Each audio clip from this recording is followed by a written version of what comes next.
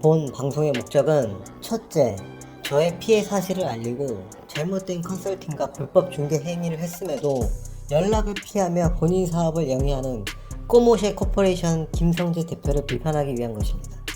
둘째, 꼬모쉐 대표가 소개한 중개인은 중개 면허가 없는 명백한 불법 중개인으로 명백한 불법 사실이 있음에도 연락을 받지 않는 점. 셋째, 유튜브 등으로 불특정 다수에게 홍보를 하며 소비자들을 모으고 있기에 소비자들이 기만당하는 것을 방지하기 위한 공익적인 것을 말씀드립니다. 2024년 7월 25일 고시원 창업을 위해 꼬모쉐에게 수강 문의를 하였습니다. 그렇게 강의가 시작되었고 강의가 시작되자 고시원은 너무 가격이 올랐다며 모텔을 개조해서 월세를 받거나 모텔을 운영해보자며 모텔 물건을 단톡방에 올리기 시작했습니다. 매물만 보면 조건은 좋았습니다. 그러다 문제의 모텔 매물을 보았습니다. 매매가 5억 2천만원에 대출이 5억 가능하다는 매물이었습니다. 꼬모쉐 대표는 전화통화에서 대출이 많이 나오니 돈이 많이 안 들고 투자를 할 수 있는 최고의 상품이라며 본인이 하고 싶어서 잡아놓은 매물이고 계약금도 쌓아놨다고 말하면서 저의 기수에는 저만 투자하지 않았으니 서둘러서 하면 좋겠다라고 제안을 하였습니다. 저는 5억 2천짜리 매물에 5억이 대출이 나온다면 좋은 조건이라 생각이 들었고 계약을 진행한다고 말하였습니다. 그런데 계약 당일 꼬모쉐 대표는 갑자기 중개사라면서 이라는 사람을 소개해 주었습니다. 씨는 물건을 안내해주며 물건의 파손 범위, 위반 건축물 등을 안내해 주었습니다. 그러면서 본인이 대출을 알아봐 놨고 1금융권이라 확실하다는 식으로 얘기를 했고 해당 부동산의 옥상에 있는 위반 건축물도 본인이 해결해 주겠다는 식으로 얘기를 하며 중개보수를 2천만원 요구하였습니다. 여기서부터 이상한 느낌이 들었습니다. 해당 물건은 5억 2천만원으로 매매하게 된다면 정상적인 중개보수는 0.9%로 468만원입니다. 그런데 땡땡땡이라는 사람은 2천만원을 즉시 요구하였습니다. 잔금을 치르지 않았는데 현금으로 2천만원을 즉시 달라고 하였습니다. 제 입장에서는 모텔 매수 경험이 처음이었고 대출과 위반 건축물을 해결해주니 조금 더 받는다는 생각이 들었습니다.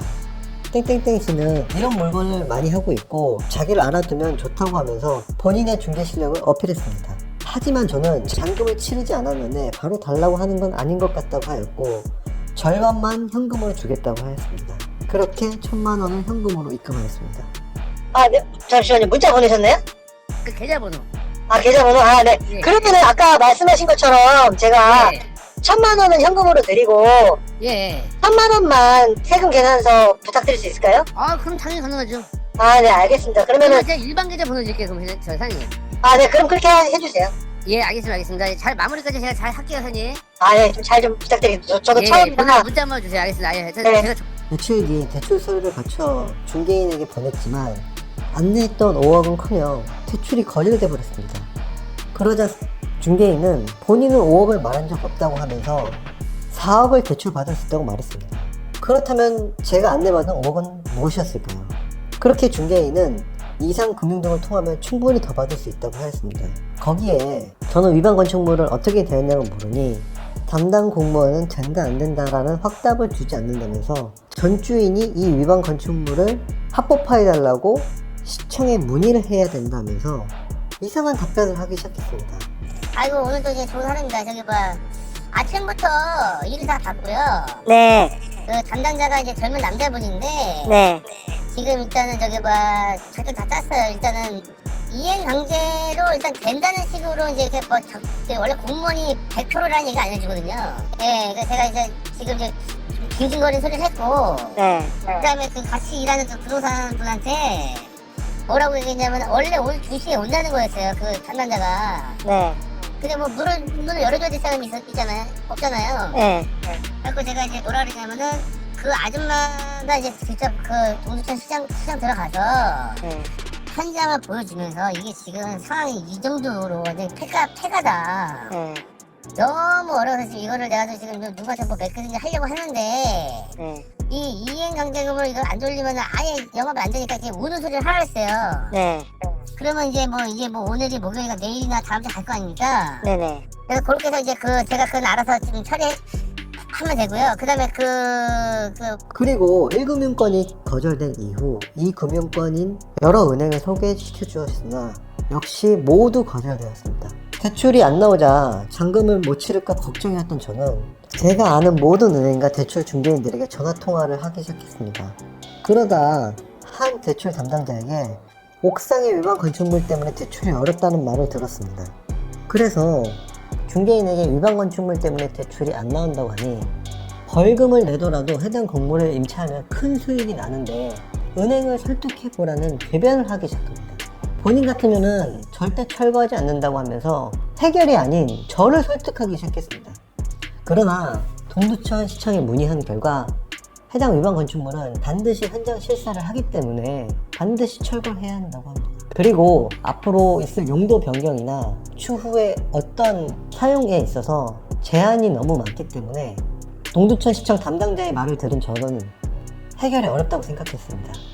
그래서 저는 철거를 마음 먹었습니다. 추후에 알게 되었지만 건물이 위반 건축물이면 해당 건물에서는 아무것도 변경이 불가합니다. 해당 건물은 여관업으로서 야물자 등 호텔 사이트에 업로드를 하려면 호텔업으로 변경을 해야 하는데 위반 건축물이면 변경이 안 됩니다. 그런데 무슨 위반 건축물을 살리자고 난리를 쳤는지 돌이켜보면 이해가 되지 않습니다. 이후 잔금 때문에 두려웠던 저는 대출 중개인을 찾아다니기 시작했는데 이후 저는 20여 차례에 넘는 대출 문의와 거절을 반복하며 고통의 나날들을 보냈으나 결국 11월 25일에 잔금날 대출을 실행을 못하였고 중개인에게 잔금을 밀어달라고 합니다. 여기서도 지금 생각하면 어이없는 지점이 원래 매매 계약서 등을 쓸 때 가장 중요한 점 중 하나가 대출 여부이기 때문에 중개 경험이 많거나 일을 잘하는 사람이면 애초에 대출이 실행되지 않았을 때 본 계약을 무효로 한다 혹은 기간이 연장된다 등의 특약이 있었어야 했는데 이런 특약이 없으니까 제가 슈퍼홀이 되면서 해당 날짜를 어겼다는 이유로 제가 이자를 내게 돼버렸습니다. 이 와중에 꼬모시 대표와 대출이 안 된다라고 몇 번을 통화했지만 아는 사람을 한 명을 소개해준 이유로 남의 일인 듯 행동하는 처세에 정말 어이가 없고 참을 수 없는 분노를 느꼈지만 어쩔 수 없었습니다. 결국은 손해를 보는 건 저니까요. 네, 대표님 안녕하세요. 네, 안녕하세요. 네네. 예, 식사하셨어요? 네, 방금 먹었습니다. 어떻게 돼가고 계신지 궁금해서 아, 대출이요? 연락드렸어요. 예. 아, 대출 지금 계속 알아보고 있고요. 네네. 지금 법인 대표를 이번 주에 바꿔가지고 네. 다시 심사도 좀 넣어보고 하려고 하거든요. 이후에 결국은 제가 알아본 은행에서 대출이 승인이 되었고 잔금을 치렀습니다. 이후에 꼬모시의 대표와는 연락이 되지 않았습니다. 그 이유는 꼬모시 대표하고 인테리어 분쟁이 있었는데요. 정확히 말하면 꼬모시의 인테리어 팀이죠. 꼬모시의 인테리어 팀하고 분쟁이 있었는데 그 얘기는 다음번에 제가 더 상세히 해보도록 하겠습니다. 어쨌든 꼬모시 대표는 저렇게 중개만 하고 자기는 책임이 없다는 식으로 빠져 있었고 이후에 나몰라라 하다가 강의비 환불과 피해 보상을 요구하자 연락이 두절되어 버렸습니다. 그래서 저는 꼬모시의 대표와 꼬모시의 대표가 소개해준 그 중개인을 고소했습니다. 먼저 중개인은 고발을 했고 형사처벌되어 벌금형과 지금 현재 수사 중입니다. 유튜브에는 다 해줄 것처럼 그렇게 광고를 하고 실제로 받아보면은 해주는 건 없고 네가 다 알아서 하라는 식으로 하는 저런 무책임한 태도에 너무 화가 나지만 어쩔 수 없다고 생각합니다. 그래도 최소한 본인 홈페이지에 수익을 올리지 못하면 100% 환불해준다고 적혀 있었는데 저는 수익이 아니라 손해를 봤음에도 제 연락을 두절하는 것을 보고 정말 기가 막혔습니다. 아무쪼록 여러분들도 꼬모시의 대표와 일해서 잘된 분들도 있다고 하지만 잘 안 된 분들도 있고 여러가지 상황이 있을 거라 생각합니다. 하지만 부동산을 투자한다는 것은 보통 전재산을 투자하는 행위입니다. 전재산을 투자하기에 앞서서 컨설팅을 받고 그 사람을 믿고 따르면서 투자 행위를 이었는데 이렇게 무책임하게 남몰라라 하는 태도는 정말 아닌 것 같습니다.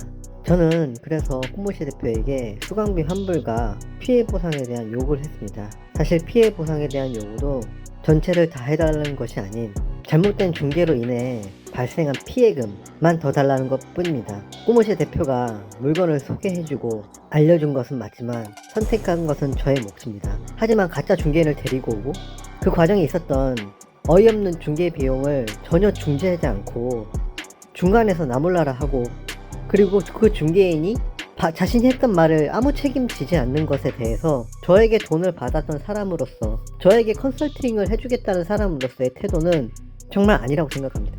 연락을 두절하고 아무런 대화조차 하지 않는 것은 정말 무책임한 태도라고 생각됩니다. 그래서 저는 고소를 하고, 이러한 사실들을 여러분들이 아셔서 꼬모시의 대표와 일을 하든 말든 선택을 하는데 도움이 되셨으면 좋겠습니다.